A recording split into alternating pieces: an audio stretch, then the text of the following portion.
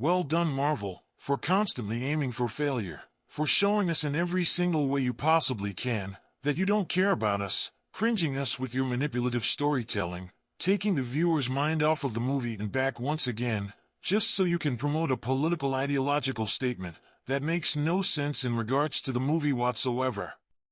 We see these things in the news media, and now people go to the movie theaters and still get the same thing in the entertainment media.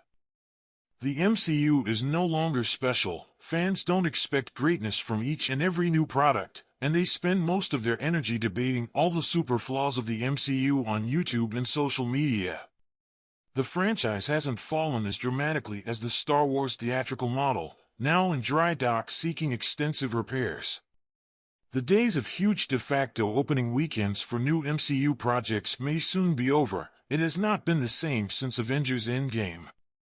With every Marvel movie leading up to Avengers Endgame, it felt like the massive war in conclusion, which also constituted a celebration of over a decade's worth of film, felt like it culminated in the franchise's perfect ending. Tony Stark received a devastating conclusion that highlighted years' worth of character growth and development. Natasha Romanoff's conclusion resulted from years of devotion to an emotional cause. Finally, Steve Rogers got to live the calm life he had spent years hoping for. Thor let go of being king of Asgard, and now he enjoys being a parent. Bruce Banner is at peace with his alter ego Hulk, and Clint finally reunited with his family and enjoyed retirement. But continuing afterward while giving some quality content also resulted in some problems. Marvel's expanding universe has not had the same effect in the aftermath of Avengers Endgame, whether that be to vital characters dying or moving away from the franchise. The new characters and stories are not being as exciting to longtime viewers, or because the addition of Disney Plus originals may have resulted in superhero fatigue.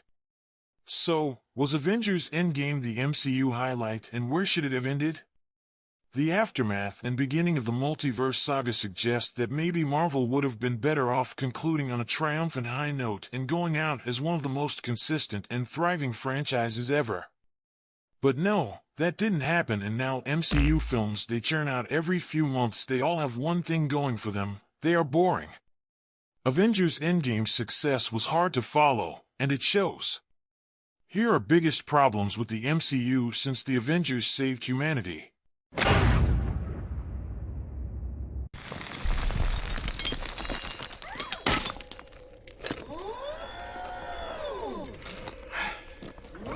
Some of us have watched Marvel since 2008 and never missed one project.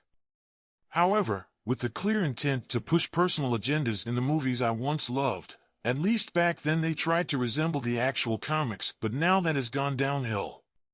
Why waste good money to watch what I see on the news every day? I go to movie theaters to escape this, not pay to watch it from what used to be my favorite franchise. The sad part is that every time I try to watch it, I feel like I wasted time in a lackluster story, and I'm tired of getting burned out, and obviously the numbers show I'm not the only one out there. We're growing bored of the MCU. It sucks now because Disney Marvel is more worried about identity politics, representation, diversity, and censorship more than character depth and story. They all have the exact same plot. Everything that's wrong is caused by white man. Women are perfect goddesses who need and deserve constant affirmation and praise, even when they are in the wrong or they are even the villains. Identifying and whining about your victim group is more important than overcoming your very real personal character flaws, which you don't have if you're a woman, because women can't be made to look weak or need a man. If a man is the only one around to teach them martial arts, they will learn better martial arts on their own by teaching themselves and belittling the man in the process. The bait and switch replacement. It's really hard to get excited at anything they do anymore because the plot is very predictable. You expect the bait and switch stories where the superheroes we've loved and watched for years to become sidekicks in their films and TV shows named after them, just to let the new young babies of Marvel to shine and look more superior, smarter, and stronger. The bait and switch played a big part in MCU Phase 4. If you can look at movies and TV shows of Phase 4, I'm sure you'll agree with me. Beginning with Natasha Romanoff's long-awaited film, Black Widow, it's not really about her, nope, but the star here is Yelena. The long-lost sister, and why would we even think that the film was going to be about Black Widow given that she already died in Endgame? No, that was not the purpose of this film. She was bait so they can introduce Yelena to the MCU, and they did that with a poorly written family drama script about exploitation and ruining comic characters. Loki was nothing like the way it was teased in the Loki show trailer, that promised to dive deep into Loki's character, and everyone was excited to see what really happened to the New York Loki of the 2012 Avenger movie that escaped through a portal. But all of that was a trick. The show wasn't about him. This isn't about you. She said it correctly. Even with his name titled on the show, he's still not the star of this show, but it's her, Sylvie. Loki gets screen time and plays the role of being a sidekick, following Sylvie around and helping her on her quest, providing her with emotional support, reminding her that she can do this, and how awesome she is. You had rings around them. You're amazing. The bait and switch did not end there, since Hawkeye isn't really about Hawkeye, but he's really here to help his #1 fan, Kate Bishop, who he saved in 2012 during the New York invasion, and since that very day, she decided that she will become the next Hawkeye. And the power of manifesting in Marvel is strong, and that's why she's the star of this show, and Hawkeye is the faithful old sidekick. You took on Kingpin all by yourself. Man, I'm so proud of you. But do you really want to know what's really annoying about the 3 MCU projects I've just mentioned? Is that they are all the same, in a way, with the same sloppy weak writing and plot points, named after the character, that becomes the sidekick. Okay, let's start with Hawkeye. We spend too much time on the deaf villain, Echo, who really turns out to not be so bad because she's a woman. She can't be the villain, it has to be a man. Of course that's always the case. Same in Black Widow's film with a lady villain. Taskmaster wasn't actually a villain as it seemed, but it was actually this man. Of course, no wait, in Loki, it was the female Loki variant, Sylvie, that was the villain but really wasn't the villain. She's innocent, she had no choice but to kill and burn people that she knew were brainwashed. No, she's a woman, she's the victim. This man is the true villain.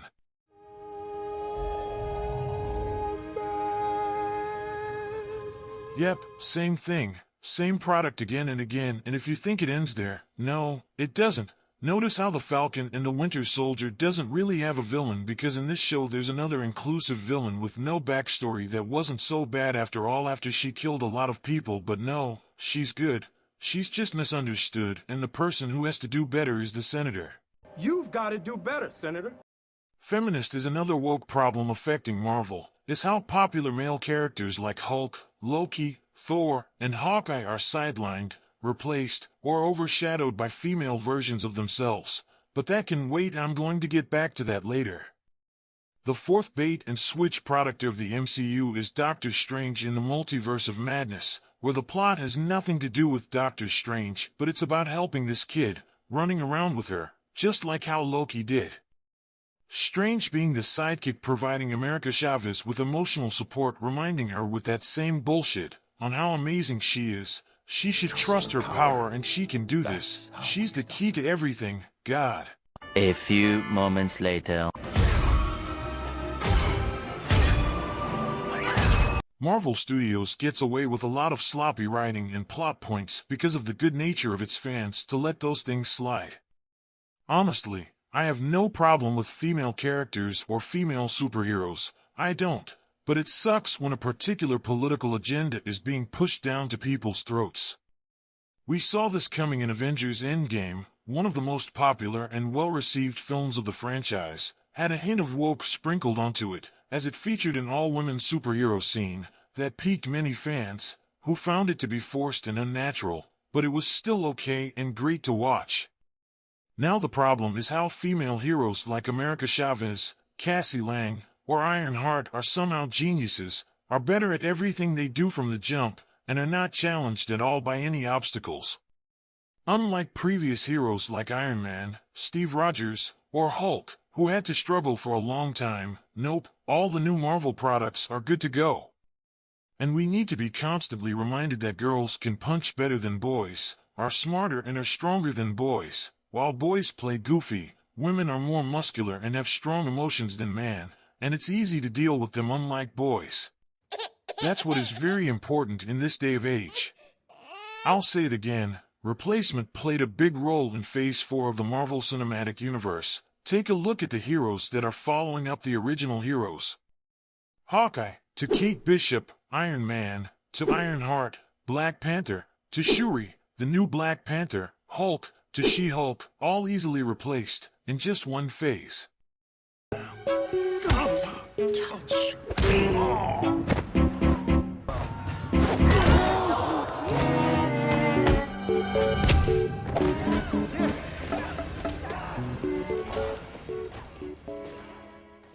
One must first understand what the word woke means.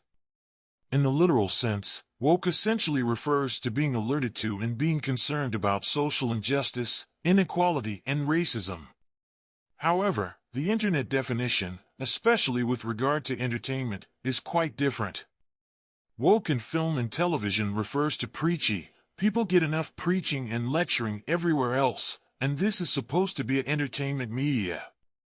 It's a lethal mind virus corrupting the young and spreading satanic neo-Marxism. Woke is just part of the problem plaguing the MCU now. It's notable that many woke projects either fail or fail to live up to the hype. Kevin Feige chose to go with the get woke go broke approach that Marvel Comics started adapting 10 years ago, and now it is costing them dearly, as fans have been rejecting the politically motivated content which sees fan-favorite characters and decades worth of comics destroyed all for the sake of a woke agenda. I am not a comic book fan. If I have a choice between a political thriller or a love story and a comic book movie, I probably won't pay that money. I probably will get fired after this. You are streaming live, right? Yeah. There is a woke Marvel producer who thinks the X-Men needs to be updated, simply because the word contains men. Why do people call it the X-Men? There's a lot of female superheroes in that X-Men group, so I think it's outdated. But she's fired now. I guess we're going to be okay. It's sad for fans who have waited for decades for technology to meet their comic book favorite superheroes to come to life, only for their characters to be used as political tools, using them for political arguments and agendas. If a hero earns their stripes such as Thor, Iron Man, Cap, or Wanda, then I don't care about their race, creed, religion, gender, or sexual orientation is. We've seen several examples of woke movies that focused more on progressive platitudes than rock sock entertainment. The creative drop between Neighbors and Neighbors 2 sorority rules is a textbook example. The 2016 Ghostbusters reboot burned more calories on its feminist bona fides than crafting killer jokes. Think of Charlie's Angels, Men in Black International, Terminator Dark Fate and Lightyear, to name a few examples. DC has the same thing going in Birds of Prey. That wasn't even a movie, it was a statement. Girls over guys. It was all about all girls being good and guys being bad, plain and simple. Diversity can be both healthy and beneficial to a film franchise. The Fast and Furious franchise remains aggressively inclusive, but almost no one complains because the saga delivers on its high-octane formula, nor does it draw attention to its casting choices. It's why woke-free films like Spider-Man No Way Home, Shang-Chi, Black Panther, and Top Gun Maverick stood out in a crowded marketplace. People just simply do not want woke shoved in their face. The woke crowd can rant and rave all they want, but the numbers speak the truth. Marvel, Disney, and Hollywood are like Titanic headed straight for the iceberg, and they're too big to slow it down to make the corrections and dodge it in time. Just have a good idea for extremely powerful female characters and have a great plot story. But you don't need to remake or diminish established characters to do it. That's the way it should be. Unlike what they did to Hulk and She-Hulk, it was like, oh hey, we have a new better Hulk and she's a woman, and she doesn't want to be a superhero. Nope, she couldn't care less. She is stronger, smarter, and she is in control of her power. I've been analyzing your blood, and the way it synthesized gamma, I was able to use it to completely heal my arm. Oh. Because I'm better than you? She's not challenged at all, unlike Hulk. You don't have another guy to wrestle with for 10 years. No, the only challenge she has is getting a boyfriend. There are some female superheroes who take pride in themselves. Wanda is a woman, But no one ever complained about her immense power. You know why? Because she earned it. She overcame struggles as a child in Sokovia. She was captured by Hydra, experimented on, lost her brother, found a sense of family with the Avengers only to be vilified after collateral damage done in Africa, which she still saved numerous others, found comfort in Vision, fell in love, watched Vision get stabbed, then forced to kill him, only to watch him be resurrected and then killed again by Thanos. And I'll stop there because even though that's not her entire arc, it's about where she flips to the dark side. That entire path shows us how she was able to start off with some cute tricks and turn them into multiversal power. Not once did I ever think, man, they're just doing this because she's a woman and they want to push a feminist agenda. It fit the story, and she earned it. WandaVision may not have been everyone's cup of tea, but it again explored her character from a grieving perspective, letting us into what would happen if a superpowered individual were to lose control of their powers after losing their loved ones. Wonder Woman, or Diana of Themyscira, walking straight ahead into a warring no man's land is just one of the awe-inspiring moments from her life. She's well known to be the feminist icon we all need in our lives. She has it all, super strength, agility, flight and whatnot, but it's not these abilities that make her one of the most loved superheroes of all time. As one of the pioneering members of the Justice League, she keeps the light on for justice. Despite being a demigod, she's probably one of the most human superheroes of all time, and her compassion and empathy make her the well-rounded and grounded hero. Black Widow, Natasha Romanoff, was the first official woman superhero of the MCU, and yet she never got the respect that was due for her. Even in her extremely late solo movie wasn't placed right. Neither into the superhero universe nor in terms of defining the depths of her character. When all hope was lost, it was she who took the burdening responsibility to keep the Avengers bandwagon going. She alone took on the charge in Endgame to lead the team in the initial half. These are the type of female superhero feminist icons who don't need to get their genders mentioned as form of justification or complaint. Unlike this garbage. She-Hulk Attorney at Law wasn't well received due to questionable CGI and a blatant attack on the male audience. MCU fans weren't happy with how the show portrayed male characters as rude, sexist, and idiots. Can someone tell me what She-Hulk was really about? Anyone? This show was aimed at the men from the beginning. What Disney has done to MCU feels like if you let a team of hippie women design an American pickup truck and expecting that truck to sell better than any truck before it, just because a woman did it and we don't get to complain. These movies, by all concerned, is a demonic attack on morality, and people are sick of being bullied, sick of being desensitized. Marvel has been pushing many other things that would be considered woke. Almost every MCU movie has some LGBTQ representation and has tended to replace several male iconic superheroes with female counterparts. These newer superheroes were already introduced in the comics, but most MCU fans don't care. To them, it feels like the characters they knew for over a decade are being left behind as Marvel continues to be more woke. These films, via the writing, blatantly attacked white men or men in general and also forced down the throats of audiences how the titular hero's respective gender and race justified their actions, whether it was cruel or not. She-Hulk has been around for a long time as well, and I like the show for its nods to John Byrne's take on the character, but the plot and her being more powerful and more in control than Bruce is highly incorrect and off-putting. First they denigrate the Hulk in Infinity War with Thanos. Now, as a fan, I understand Hulk usually loses to Thanos in the comics, so no big deal, right? They further diminish Hulk and She-Hulk, and not just him, even Daredevil gets butchered in the show. There's some guy outside dressed in a devil costume, and he's doing the walk of shame, because... Oh, you did with the... Oh. If the MCU prioritizes pushing a particular political agenda over storytelling and character development, it could lose the magic and the appeal that it has made it so successful. If the MCU becomes too preoccupied with promoting a particular agenda, it risks alienating a significant portion of its fan base and could ultimately harm its financial success. The Eternals was a woke disaster even though the Eternals were created by Jack Kirby. You see and read his version on them, and how much better the characters are. However, the movie failed just like the comic, it didn't do well. The point is, while representation is important, the way Marvel and DC go about it is off-putting and is clearly hurting them and will only do more so in the long run. Representation and diversity means a great deal to people, but not when it's fed to the audience in condescending, misandrist, and racist ways like much of Phase 4 has been.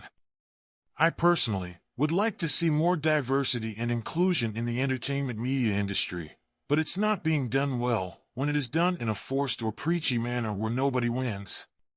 No one wants to feel like they are being lectured about real-world issues when watching a superhero movie. It's a superhero movie. We don't care if someone is black, Asian, Mexican, gay, a woman, or whatever. Just make the stories great. It's like whoever is in top command over these movies have a hate revenge against normal straight males, and it shows in the films. It's sad watching them congratulating themselves. It's either men are duplicitous, effeminate, or incompetent. And how are the writers and producers of the MCU able to just bring a celestial from the core of the earth just to leave it hanging in the ocean and pretend as if nothing happened? Like there is no giant hand and a face just sitting in the ocean. Yes, I knew it. You're not drunk? Captain America! Overload of content.